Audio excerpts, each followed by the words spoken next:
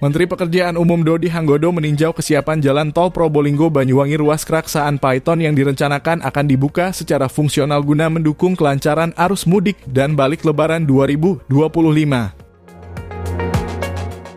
Hingga 9 Maret 2025, progres konstruksi ruas tol sepanjang 11,2 km ini telah mencapai 80,36% dan ditargetkan siap digunakan secara terbatas selama periode Lebaran.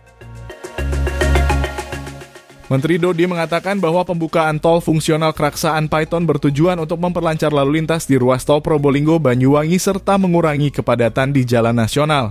Selain itu, kehadiran tol ini diharapkan dapat mempercepat waktu tempuh bagi para pemudik yang melakukan perjalanan dari Surabaya ke Banyuwangi atau sebaliknya. Keberadaan tol fungsional ini sangat penting untuk mendukung kelancaran arus mudik dan arus balik, terutama di wilayah yang kerap mengalami kepadatan. Dengan adanya ruas tol ini diharapkan distribusi kendaraan bisa lebih merata, mengurangi kemacetan di jalur utama, dan memberikan pengalaman mudik yang lebih nyaman bagi masyarakat, ujar Menteri Dodi. Lebih lanjut, Menteri Dodi menjelaskan bahwa untuk mengurangi kepadatan di jalan nasional, tol fungsional ini akan diberlakukan satu arah dengan cakupan yang lebih luas. Untuk mengurangi kepadatan jalan nasional, kita akan fungsionalkan tol hanya satu arah, yakni dari arah Gending sampai Paiton, sekitar 23 km. Harapan kami beban lalu lintas di jalan nasional bisa sedikit berkurang, kecelakaan juga bisa diminimalkan. Karena ini masih bersifat fungsional, operasionalnya hanya di siang hari, kemungkinan sampai pukul 16.00 atau maksimum 17.00. Itu pun akan terus dikoordinasikan dengan Korlantas, jelas Menteri Dodi. Pengoperasian tol fungsional Kraksaan Paiton akan menerapkan sistem one way atau satu arah yang disesuaikan dengan jadwal puncak arus mudik dan arus balik. Saat arus mudik, tol akan beroperasi satu arah di jalur A, mengakomodasi pemudik dari Surabaya menuju Banyuwangi dengan akses keluar di gerbang tol Paiton.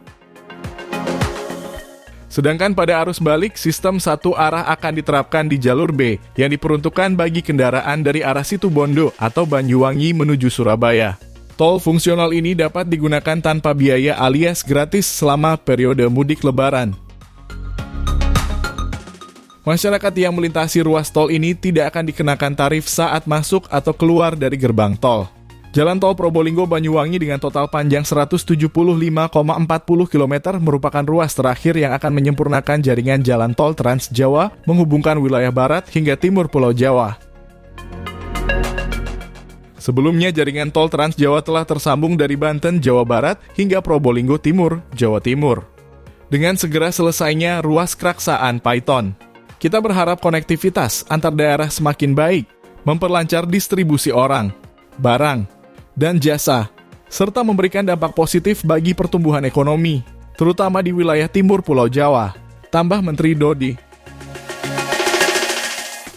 Selain mempersiapkan ruas tol fungsional, Kementerian PU juga terus berkoordinasi dengan pihak terkait untuk memastikan kesiapan sarana dan prasarana pendukung.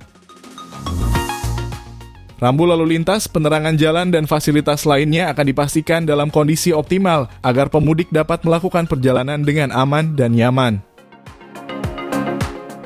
Nah, itulah informasi terkini Menteri Dodi tinjau kesiapan jalan tol Probolinggo-Banyuwangi.